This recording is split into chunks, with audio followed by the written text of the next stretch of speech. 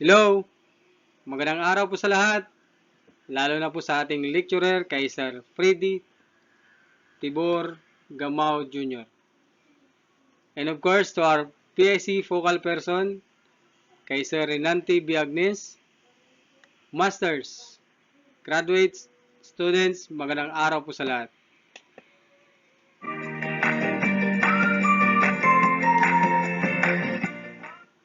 Today, I am your reporter in this topic. I am Ryan N. Cayupan, a proud graduate of Palawan State University, Ruas Campus, with a degree of Bachelor of Elementary Education, major in General Education. Currently, I am Teacher 1 at Nara Elementary School, Ruas Central District.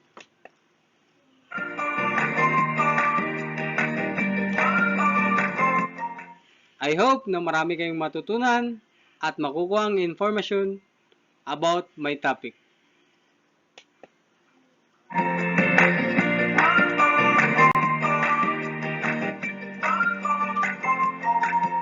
Okay, before I start, I have a question here.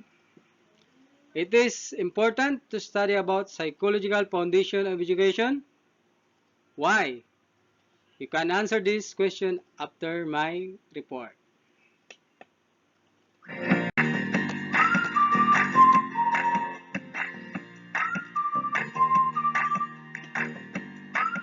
Okay, now, first, we discuss about cognitive development by Jean Piaget.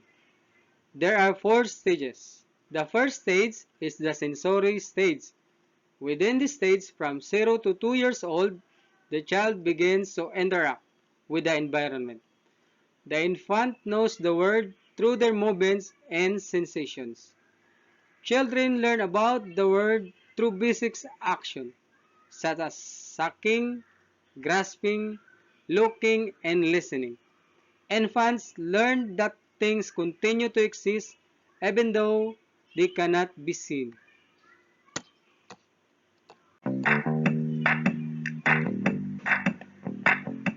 The second stage, the pre-operational stage, from 2 to 6 or 7 years old. The child begins to represent the world symbolically. Children begin to think symbolically and learn to use words and pictures to represent objects.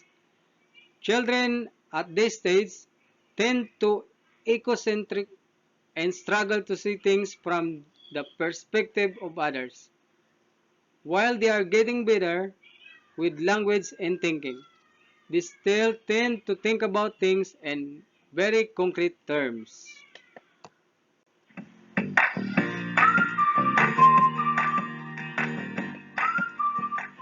And the third stage, the concrete operational stage, from 7 to 11 or 12 years old. The child learns roles such as conservation.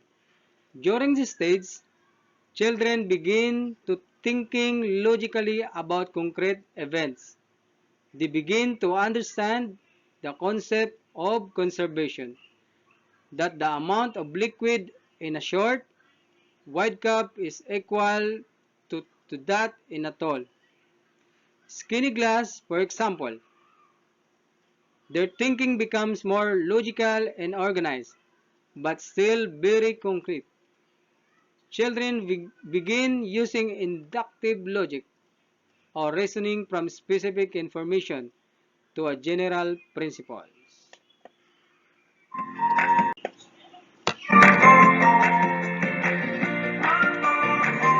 In the last stage, the formal operational stage of development, the adolescents can transcend the concrete situation and think about the future. At this stage, the adolescent or young adult begins to think abstractly and reason about hypothetical problems. Abstract thought emerges. Teens begin to think more about moral, philosophical, ethical, social, and political issues that require theoretical and abstract reasoning. Begin to use deductive logic on reasoning from a general principle too.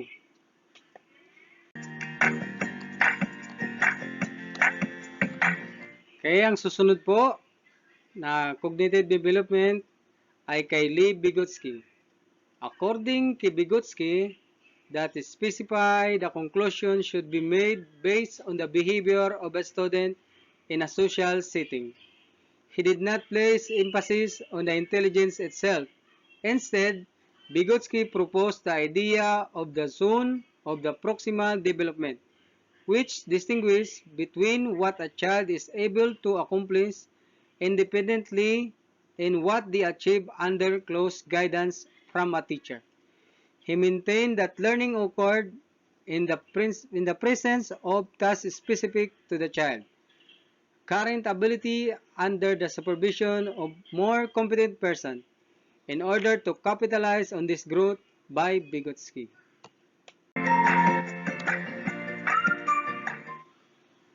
Okay, ang una po dito sa criticism of Vygotsky is observation and testing. This theory have been heavily criticized for his lack of experimental tests. He relied widely on observation of his subject to prove his findings, as he believed that social interaction was a key factor to learning. His definition of social interaction, in which failed to state the best methods of engaging with others, allowed the criticism to continue even after his death.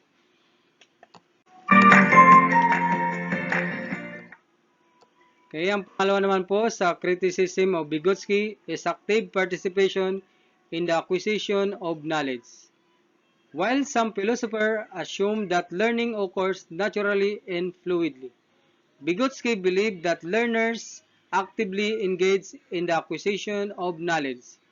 The criticism of Vygotsky theory is that it is not account for the slower rate of cognitive growth in some children. Both genetics and passive experience are thought to play some role as well.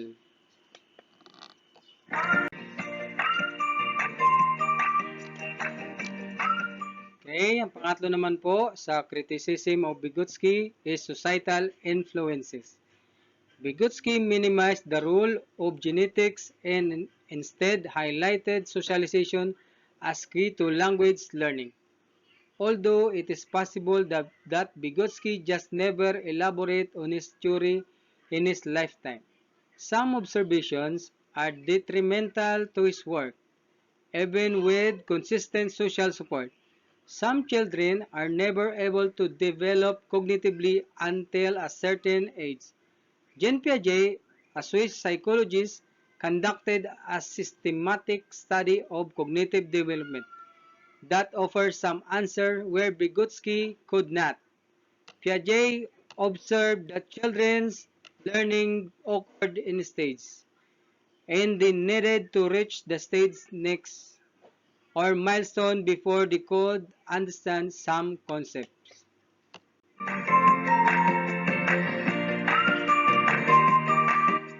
Okay, the fourth one about criticism of Vygotsky is lack of cultural relevance. Even assessing Vygotsky's theory as a whole proved to be problematic. Vygotsky's theory revolves around the idea that social interaction is central to learning. This means the assumption must be made that all societies are the same, which is incorrect. Vygotsky emphasized the concept of interactional scaffolding, which allows the learner to build connection based on social interaction. In reality, only some learning activities place an emphasis on language, while other skills are required or acquired instead with hands-on practice and observation.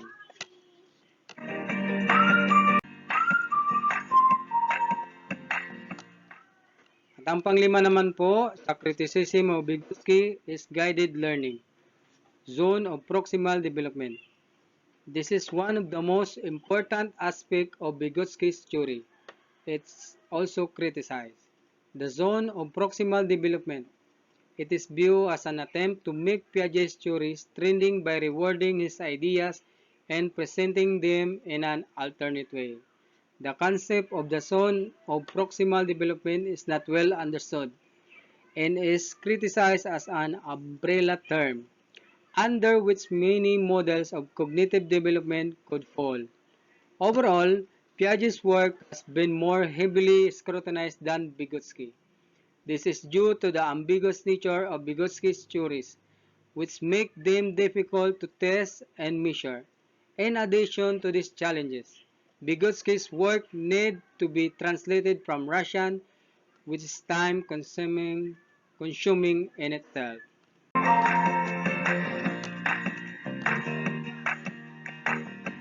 At ngayon naman po ay dadako tayo sa isa pang foundation of education, ang psychosocial and moral development.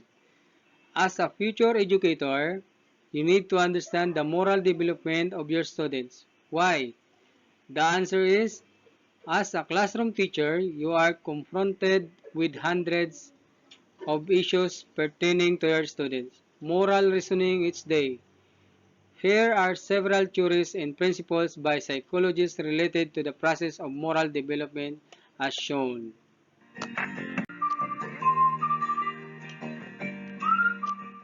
At ngayon naman po, under po ng psychosocial and moral development, ay marami po tayong process of moral development. Kaya lang po nagpili lang po ako ng 5. Ang una po nating process of moral development is moral development.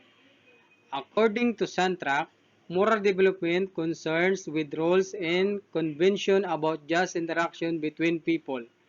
Moral development is the development that involves thoughts, feelings, and actions regarding role and convention about what people should do in their interaction with other people.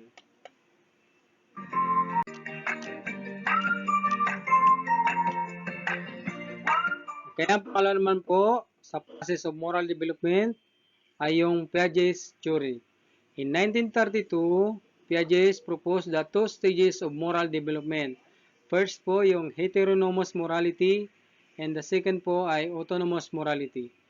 He derived his theory from observing, interviewing, and quizzing the children on their thinking about games role. He extensively observed and interviewed 4 to 12 years old children. He watched them play marbles, seeking to learn how they use and thought about the game's role.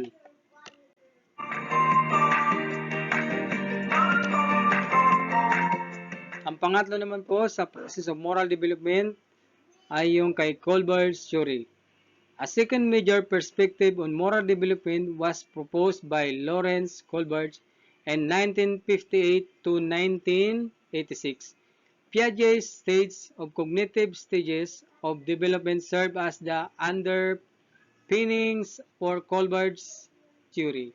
Colbert arrived at this theory after interviewing children, adolescents, and adults, primarily males, about their views on series of the moral dilemmas.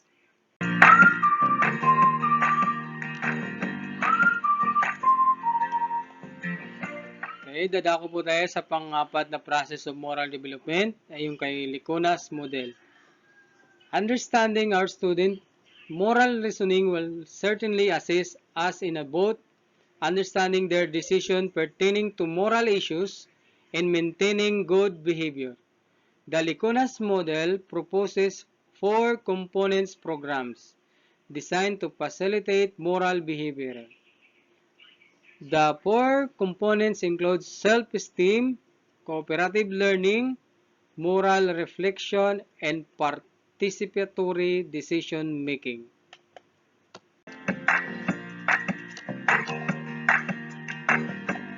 Okay, dadako po tayo sa panglimang process of moral development. Ito po yung Erikson theory. This theory is psychosocial development. Erikson highlighted the importance of relationship with others in the formation of one's own identity. Erikson believed that personality develops through the 8 stages or critical period of life.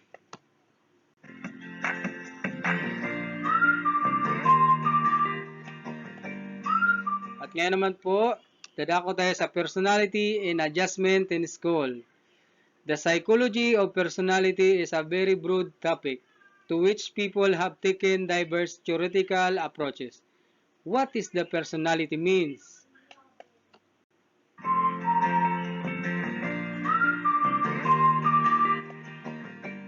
Okay, personality is easy to observe but hard to pin down.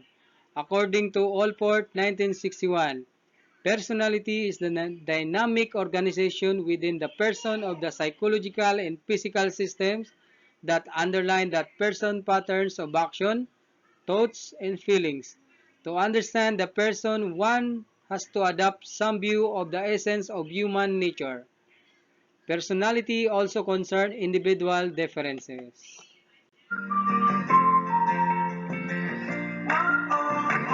Second one is the classification of personality. Personality has been classified by different theories as follows.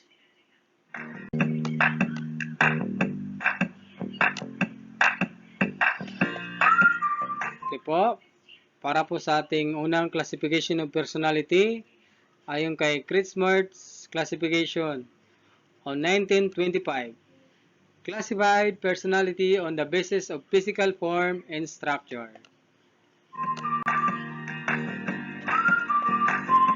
Ang pangalawa naman po ay yung kay Sheldon's classification. It is classified personality on the basis of his observation of the body.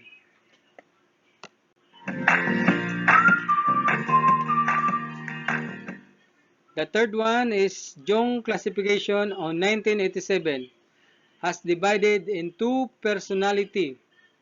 The first one is the extrovert. Extrovert people are social, enjoy outward activities. The second one is the introvert people. They are shy, reserved, imaginary, and indecisive in social sensitivity.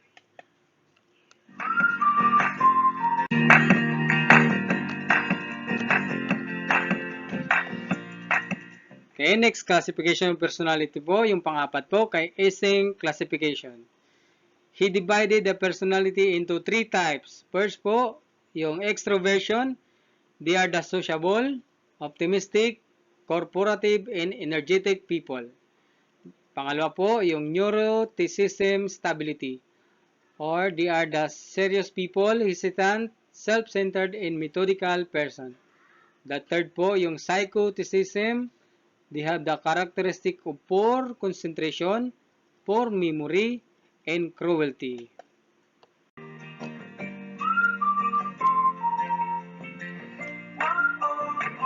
Okay, at ngayon naman po, dadako po tayo sa learning theories. So, meron po dito mga questions. Unang question po, how does learning occur? So, papasok na po dyan yung mga learning theories niya sa behaviorism, cognitivism, at constructivism.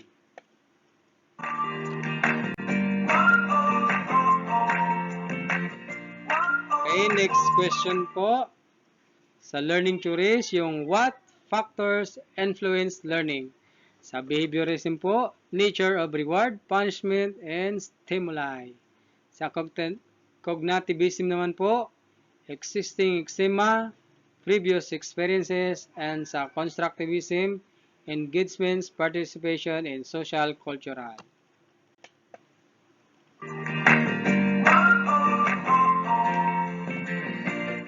Okay, at ang third question po, what is the role of memory? Nandyan na rin po ang kanyang mga answer sa behaviorism hanggang sa constructivism.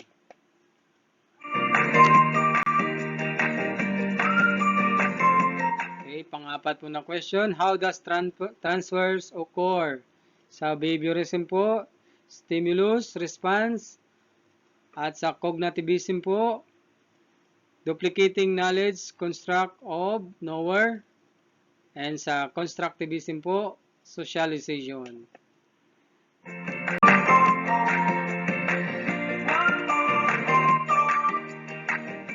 Okay po, sa panglimang tanong po, yung types of learning best explained by this theory.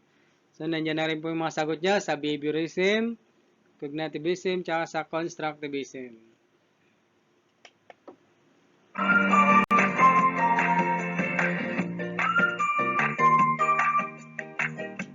Okay. At ngayon naman po, dadako po tayo sa intelligence and creativity and problem solving.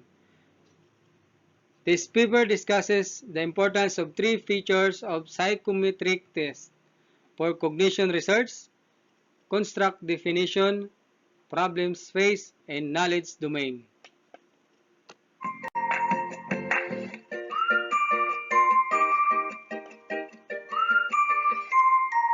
Yung first po dito, yung construct definition. The definition of construct is to measure is most important in test construction and application because cognitive process reflect the possibility of task offers. For instance, a test constructed to assess intelligence will operationalize and definition of this construct, being in short, finding the correct answer. Also, the definition of construct become important when selecting tests for the confirmation of a specific hypothesis. One can only find confirmation for the hypothesis if the chosen task investigates a necessary cognitive operation.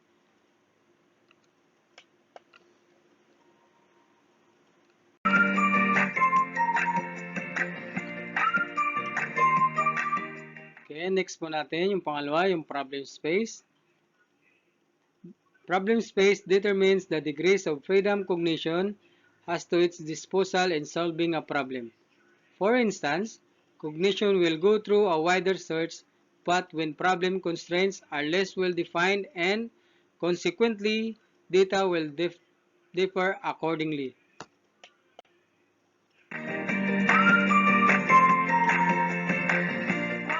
The third test feature is the knowledge domain.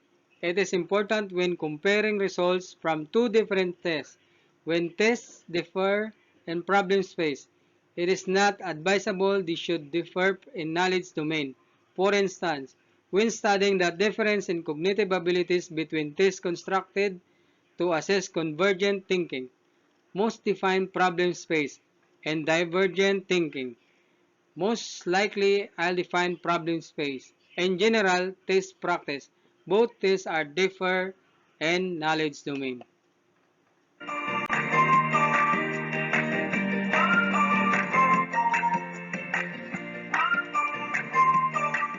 At ngayon naman po, dadako po tayo sa emotion, motivation, and attitude learning. Emotion is characterized by external changes and internal changes.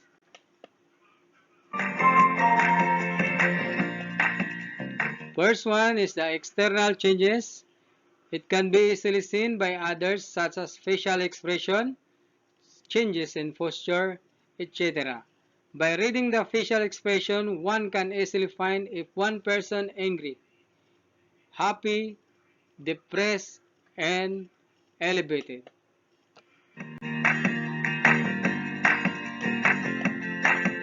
The next one is internal changes. Take place inside our body. It is not visible outside. Some of which are rapid pulse, respiration, increased blood pressure, tension, etc. These changes are temporarily and subside when the person becomes normal.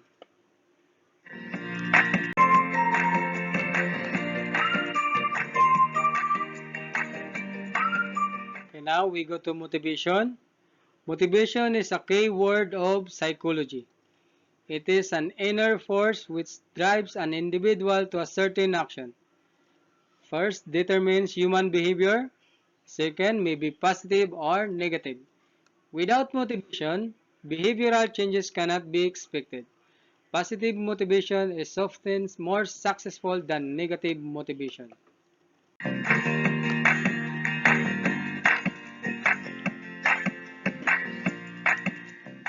Okay, now the attitudes. Attitudes are acquired characteristics of an individual. They are more or less permanent ways of behaving. An attitude includes three components. First, a cognitive or knowledge element. Second, an affective or feeling element. And the third is a tendency to action.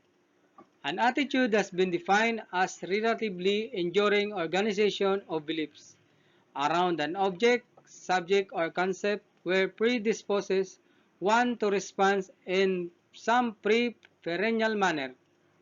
Attitudes are not learned from textbook but acquired by social interaction.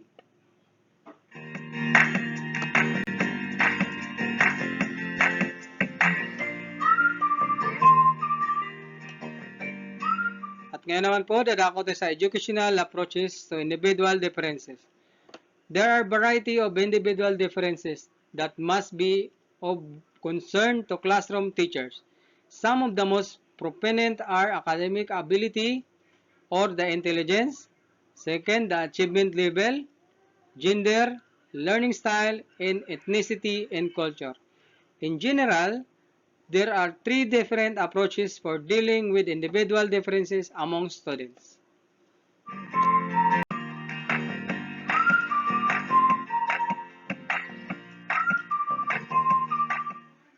First, educational approaches.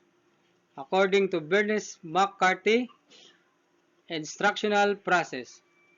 First, you can develop events of instruction that take them into account as part of instructional process. This is the approach used by Bernice McCarthy, developer of the Form MAT system.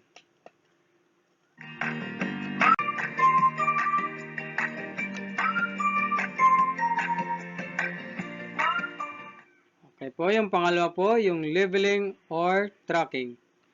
The second approach is to provide some sort of grouping, either between classes or within the classroom itself, in order to reduce or accommodate for variability with respect to student background, achievement, ability, or some other characteristic. Labeling or tracking, classroom grouping, cooperative learning, and individualized instruction are examples of this approach.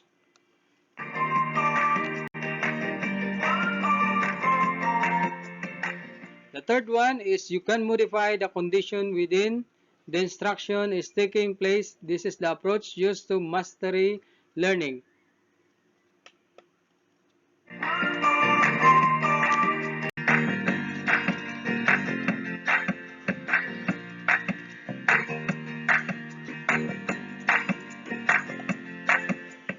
Okay, that's all po. Sana po may natutunan po kayo at marami po kayo nakuhang mga ideas sa aking topic. So, mag-iwan po ako ng kapirasong kasabihan.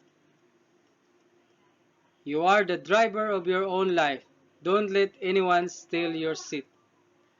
God bless, more power, and thank you. Bye-bye.